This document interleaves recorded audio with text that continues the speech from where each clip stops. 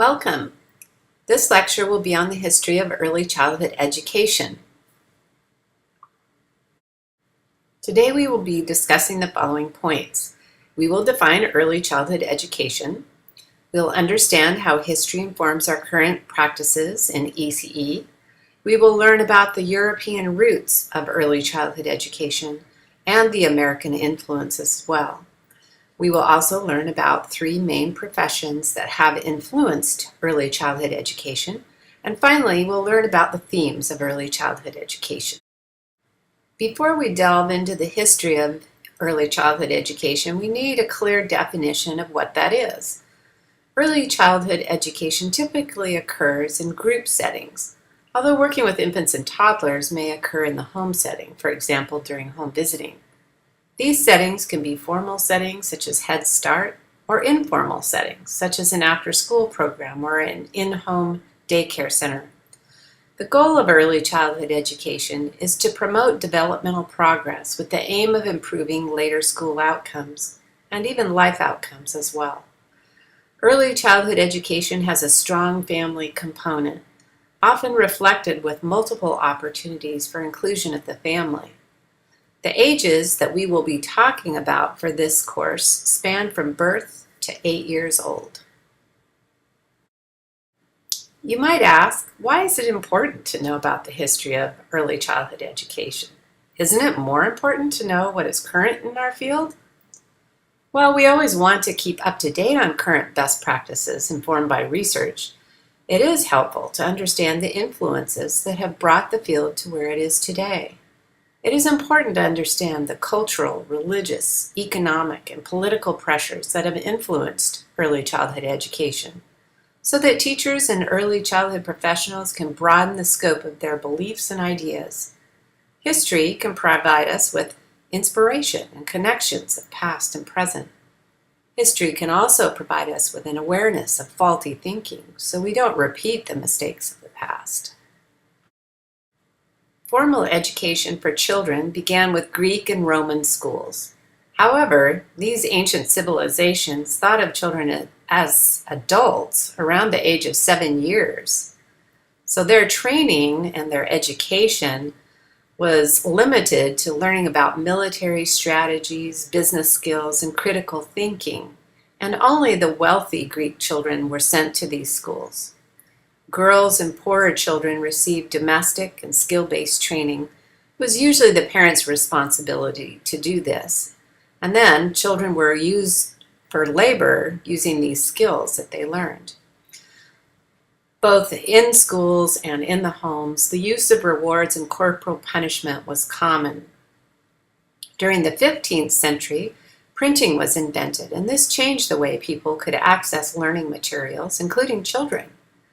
Views on educating children began to change. The acquisition of knowledge and skills at an earlier age became more important and was seen as a way for children to improve their family's situation. Germans had an influence on educational ideas during this time. There were some important people in the history of early childhood education. The first was Johann Amos Comenius, a Czech educator who lived between 1592 and 1670. He wrote the first picture book for children. He, as well as Martin Luther, believed that universal education could be beneficial in keeping peace and preventing wars between countries. Comenius advocated for an approach to learning based on nature, play, and active exploration, individualized learning based on each child's developmental level, that academics should not be promoted too early, and that parents were a child's first teacher. All of these ideas are still current practices in the field of early childhood education today. 40 years later, John Locke wrote an educational guide that greatly influenced education in America. Maybe you have heard of this term, tabula rasa. This means blank slate, and John Locke coined that phrase. He thought the purpose of education should be to teach a child how to reason. He had similar ideas as Comenius, that children learn by actively interacting with their environment, especially through their senses. that parents are the best teachers, that instruction should be individualized and playful. Jean-Jacques Rousseau's ideas in the late 1700s were unique in the time and still valued today. He believed that children should be allowed free play time to explore what interests them most.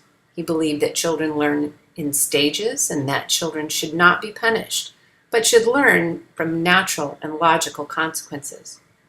And he also believed that children should have access to concrete materials for learning rather than abstract ideas. This is one of the cornerstones of developmentally appropriate practice still used today. John Pestalozzi, in the early 1800s, believed in an integrated and holistic approach to teaching young children. That children should learn in group settings through hands-on activities that involve sensory experiences. That education should be accessible to everyone, especially poor children, and that education has a social impact on children. In England, during the mid-1800s, Robert Owen founded the British Infant School movement. These schools targeted comprehensive family services for poor children and families, much like Head Start does today. The primary focus was to influence policy, to make the public aware of the responsibility for educating poor children. At the same time, these ideas were developing in America. However, social life in the U.S. was changing too with industrialization. As fathers started working in the factories, mothers were expected to stay home and care for the children. Yet only middle and upper class women could afford to do so. Thus, day nurseries were the only option for the care of lower income children while their mothers were at work. These programs had no educational goals, and there was a stigma associated with placing your children in these nurseries. At the same time, in Germany, Friedrich Froebel was developing his ideas about the education of young children, still another cornerstone to our foundational beliefs today. He is known as the father of kindergarten, which means children's garden. He developed a formal system for educating children under the age of 6 years. He advocated for play-based learning environments. Teachers were to observe and guide children's activities and not interfere with the children's process. He called the materials in his schools gifts, and many of these are still used in preschools. Geometric shapes made of wood, natural materials, cloth. They gardened, they sang songs, and learned finger plays. Many of these ideas are used in Montessori schools today. Maria Montessori was the first female doctor in Italy. She worked with poor and disabled children in the slums of Rome. In 1907, she opened a preschool for these children and created an environment designed specifically for the size of small children. She believed in breaking down learning into small steps and that teachers should be good observers of child behavior. We have looked at some European influences on early childhood education. Now we're going to look at some American influences. During colonial times, the primary focus of education was on religious upbringing and practical skills, because children's labor was essential to the economic survival of the family. Similar to Europe, mostly rich boys were the ones receiving any kind of formal education. Public schools were promoted for all by Thomas Jefferson, but really no funding was appropriated for it until the end of the 1800s. Before and after slavery was abolished, African American children were seen as a valuable economic commodity. Some effort was put into caring for African American infants and toddlers, but it was often prohibited to teach children to read or write. Secret schools, known as midnight schools, were established by literate African American women to teach children how to read and write. As the early childhood movement began to grow after the Civil War, it grew along separate color lines. Little is known about these early African American schools, as few records were found. As part of our American history, we have the sad, very sad distinction of the Indian schools during the early 1900s. You may have heard them called boarding schools. The goal of the Indian schools was to assimilate young Native American children into the white culture. To this end, children were removed, sometimes forcibly, from their families and homes, to schools that prohibited children to speak in their native languages or wear clothing or hairstyles of their tribe. The focus of education at Indian schools was to teach a trade such as farming or woodworking for boys and cooking and cleaning for girls. These schools have a terrible history of abuse, both physical and mental. By 1930, these schools were closing, and Native American children were included in white schools. Today, Head Start has a Native American and Alaskan Native programs for children in Head Start that allows for culture and language to flourish for these children. John Dewey had the earliest and greatest impact on American education. He believed children were inherently good and interested in learning, and that children should be valued and allowed to explore and learn through experience and use of authentic materials. He also believed that learning should be meaningful to the individual child, and that it should be based on problem-solving activities. Educational practices such as emergent curriculum and the project approach to learning are based on Dewey's beliefs. Also, the child-centered approach came from Dewey. Kindergarten in the U.S. developed from a German language-only kindergarten class in 1856 to an English-speaking kindergarten in a public school in Boston in 1880. Early on, kindergarten was seen as a social service. Many kindergartens were aimed at helping poor children and were housed in churches. Teachers conducted classes of small children in the morning and made house visits in the afternoon. By the 1900s, teaching methods and philosophies were clashing. Some were advocating for more formal and scientific approaches for kindergarten. These were referred to as conservatives, while others viewed kindergarten as a way to help the less fortunate. These were called progressives.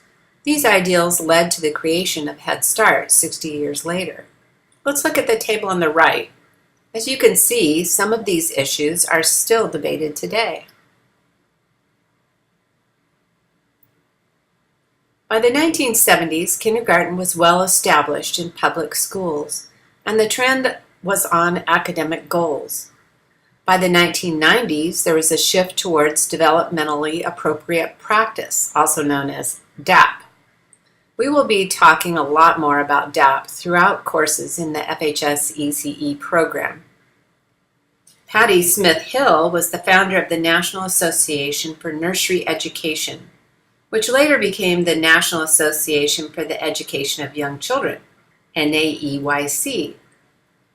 She was trained both in the Froebelian tradition and worked closely with Dewey. She was able to blend the ideas of conservative and progressive. These ideals became the backbone of kindergarten principles and DAP that are still used today. During this time, there was a beginning movement towards a focus on younger children and their families. Nursery schools went beyond just caring for the basic needs of young children, but were concerned with the child's total development. However, these served relatively few poor children.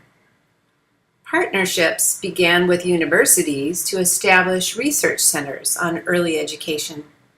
These centers provided early education for young children and included a parent education component. Some of these lab schools were the beginnings of teacher training programs and utilized a multidisciplinary approach from psychology, education, nursing, and social work to conduct research and development of best practices. During World War II, women were needed to work in factories that supplied the war effort. Childcare was a barrier for many of these families, so the Kaiser Child Care Centers in Portland, Oregon responded to this need by building a progressive, 24 hours a day, 7 days a week center that provided many family services. These centers served 3,811 children and are still an exemplary model of large-scale centers. Please exit the PowerPoint now and view the YouTube video, Children Create Art in World War II Kaiser Shipyard Child Care Centers.